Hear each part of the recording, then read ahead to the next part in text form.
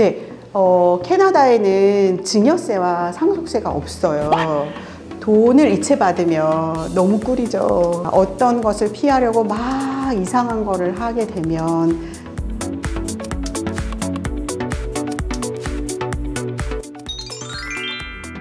사실 이 비즈니스는 우리의 삶과 굉장히 밀접하게 연관이 되어 있거든요. 그래서 회계 업무, 회계 재무제표가 정상적으로 나왔는지 뿐만 아니라 어떻게 하면 절세를 통해서 회사가 더 빨리 성장할 수 있는지, 또한 그 법률적으로 우리가 어떤 부분을 잘 맞추어서 해야 하는지, 이런 것들을 전반적으로 보고 회사가 어떻게 하면 더 효율적으로 운영되어질 수 있는지, 그래서 뭐 비즈니스 전반적인 오퍼레이션 상의 어드바이스를 하기도 하기 때문에 사실 어떻게 딱 하나에 국한되어서 세무 업무, 회계 업무 이거를 딱 분리해서 보기보다는 홀리스틱 전체적으로 보고 이것이 고객에게 어떻게 하면 더 좋은 결과를 내어질 수 있는지, 그것을 어드바이즈 하는 것이 회계사의 업무라고 생각하고 제가 손님께 어프로치 하는 방식입니다. 캐나다 전역에 집값이 막 너무 올라가지고 이상한 세금들이 굉장히 많이 생겼어요. 처음에 생겼던 거가 밴쿠버 시에서 만들어낸 MT 홈택스가 있어요. 거중주택을 사가지고 안 살면 세금을 매깁니다. 그리고 BC 전역에 있었던 Speculation and Vacancy Tax가 있어요. 거주용 부동산을 사람이 많이 사는 요 에어리아에 주택을 구매해서 비워두면 MT, Speculation Tax를 내라고 합니다.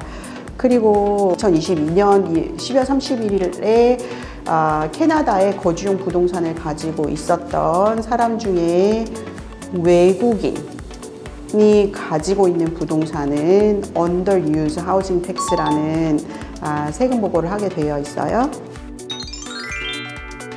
맞아요. 비슷한 제도가 있어요. 한국은 한 가구당 주택이 하나면 비과세잖아요. 캐나다는 주택이 여러 개라도 거주하는 집만 비과세예요. 그래서 제가 부동산이 밴쿠버에 하나 있고 버나비에 하나 있다고 칠게요. 나는 버나비에 살고 밴쿠버에 있는 이 집은 임대를 해요.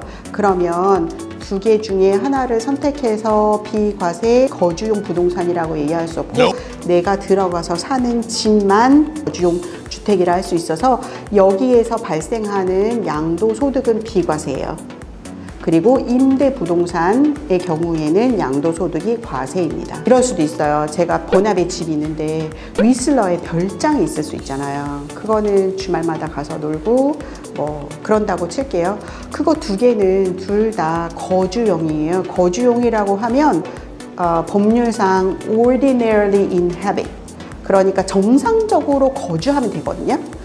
내가 위슬러에 있는 집도 전기세 내고 뭐 수라라 피 내고 내가 들어가서 퍼스널리 사용해요. 그럼 두 개가 다 나의 거주용 주택이라고 부를 수 있어요. 네, 한국에 있는 거주용 부동산인 경우에 캐나다에 있는 거랑 똑같이 취급하거든요.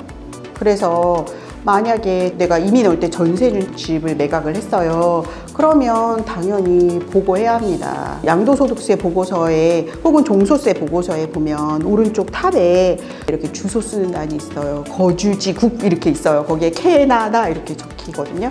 그래서 반드시 보고하셔야 되고 국세청끼리 커뮤니케이션 한다 이렇게 알고 계시는 게 좋으실 것 같고요.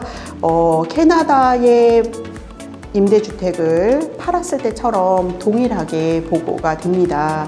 그런데 한국에 있는 집은 한국 돈으로 계산이 되잖아요. 그래서 환율이 너무 중요해요.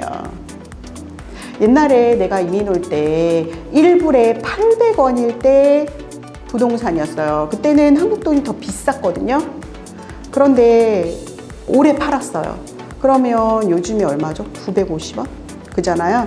그러면 한국 돈이 더 싸졌어요. 그렇듯이 한국 돈이 쌀 때 사서 한국 돈이 비쌀 때 팔았어요. 한국에서는 양도소득이 하나도 없는데 환율을 이렇게 컨버트 해보면 캐나다에서는 양도소득이 빵 뜰 수 있어요. 그렇기 때문에 한국에서 100만 원 벌었어. 한국에서 1억 벌었어. 그러면 25% 얼마 세금이겠지. 이렇게 계산이 안 돼요. 그리고 부동산의 원금이 규모가 크면 클수록 환율의 느낌은 훨씬 더 큽니다. 그래서 2억짜리 집 파는 거하고 20억짜리 파는 거하고 100억짜리 집 파는 거는 환율의 느낌이 완전 달라요.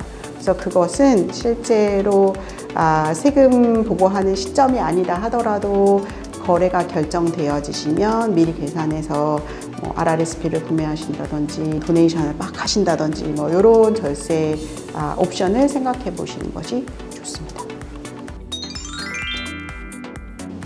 네, 캐나다에는 증여세와 상속세가 없어요. 그렇기 때문에 증여를 하실 때에는 증여세를 걱정하실 게 아니라 이거를 양도로 간주하거든요. 그래서 제가 가진 부동산을 저희 아들에게 증여를 한다고 치면 제가 샀을 때의 가격 그리고 아들에게 증여할 때의 시가의 차액을 양도소득으로 보고하게 되어 있어요. 아까 말씀드렸듯이 한국의 부동산이 있거나 캐나다의 부동산이 있거나 전혀 다를 바 없이 똑같이 됩니다. 그래서 이럴 경우에는 양도소득으로 주는 자가 보고하게 되어 있어요.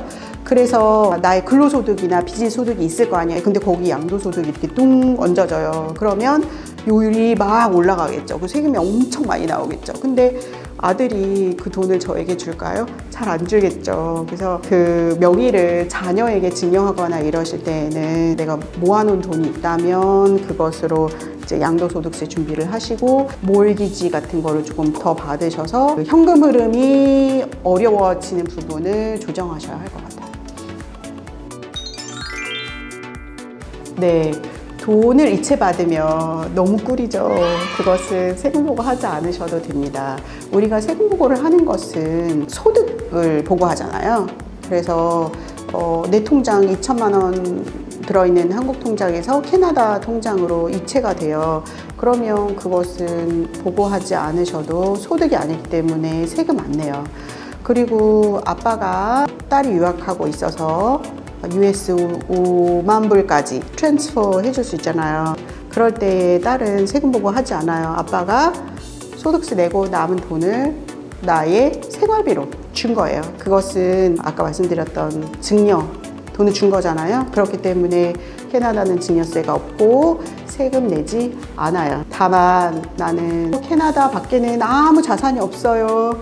아무것도 없어요. 이렇게 해놓고 한국에 있는 나의 통장에서 2만 불, 3만 불 이렇게 계속 송금을 받으면 은행에서 캐나다 국세청에 이 사람 이상이 이럴 수 있기 때문에 내가 보고했던 그 상황과 나의 거래 내역이 맞는지 확인하셔야 될 것 같고요.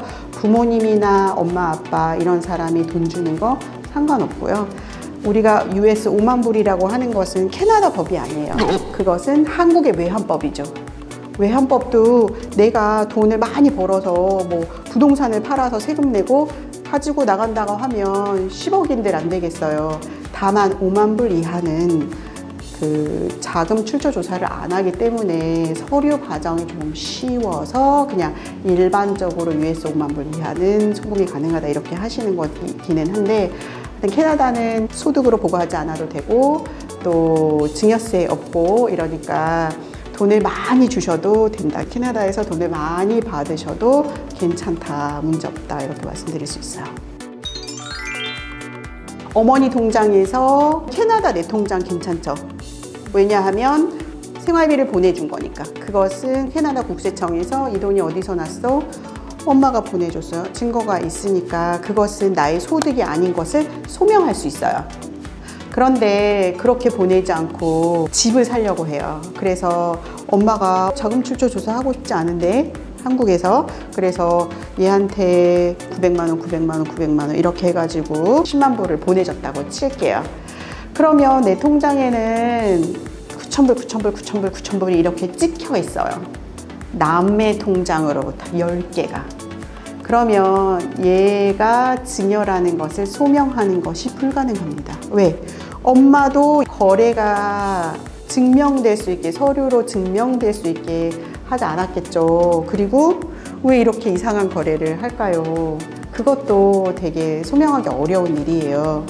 따라서 소명할 수 있는 방식대로, 증명할 수 있는 방식대로 부모님에게서, 배우자에게서 돈을 그냥 지원받은 것은 문제되지 않지만 어떤 것을 피하려고 막 이상한 거를 하게 되면 증명하는 것 자체가 굉장히 어려워질 수 있어요. 그래서 기록하는 습관, 영수증을 받는 습관, 그리고 엄마가 돈을 주면 엄마 감사해요. 학비로 잘 쓸게요. 뭐 이런 감사의 노트를 해놓는 것도 기록이 되기 때문에 그런 부분들을 가지고 있으신 것은 되게 중요할 것 같고요.